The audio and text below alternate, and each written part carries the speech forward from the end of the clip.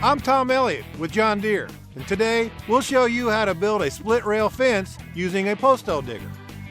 We're matching our Rotomec PHD 400 post hole digger and a 6-inch auger with a John Deere 4066R compact utility tractor. It packs 65.9 horsepower and has a hydrostatic transmission that helps make this whole package really easy to use. We've also added an H180 loader that has a lift capacity of over 2,700 pounds, along with an AP12F pallet fork with fixed tines. Our fence project will use quite a few different materials. We'll use the pallet fork to move them all to the project site, so all of our tools and materials will be right at hand. But before we get started, let's go take a look at the area we're going to build our fence. This is where we want people to park their cars when they come to visit us here at the Red Barn Farm. So we're going to fence off this corner to make sure they stay out of the field and on the turf where we want them. Now, for any building project, it's always a good idea to make a sketch of the layout before you start working. It helps you site the project and helps make sure you acquire all the right materials.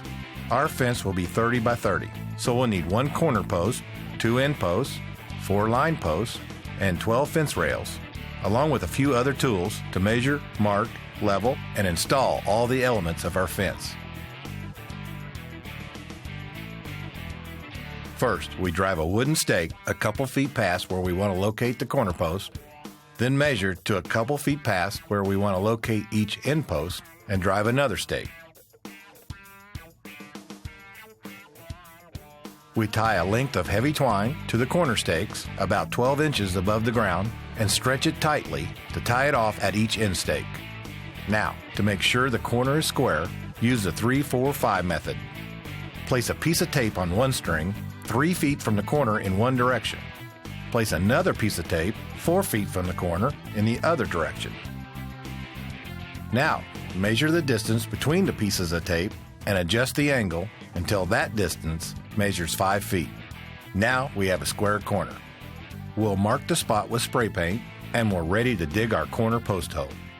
First, make sure the post hole auger is straight up and down so we'll have a nice straight post hole.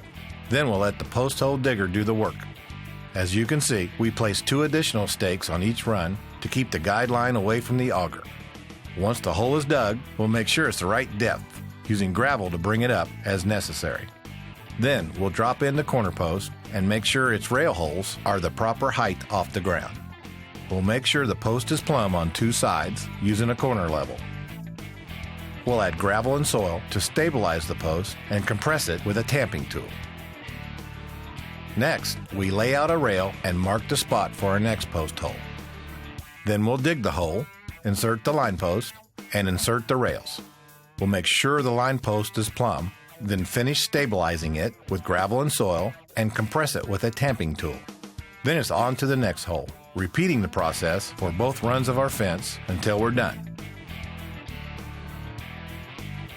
When we're through, we have a beautiful rail fence we can truly be proud of that'll keep the visitors' cars where we want them. Frontier has more than 600 implements that are available only from your John Deere dealer. The place to go for advice and equipment. So remember, for implements that help turn your tractor into the workhorse it is built to be, thank Frontier and your John Deere dealer.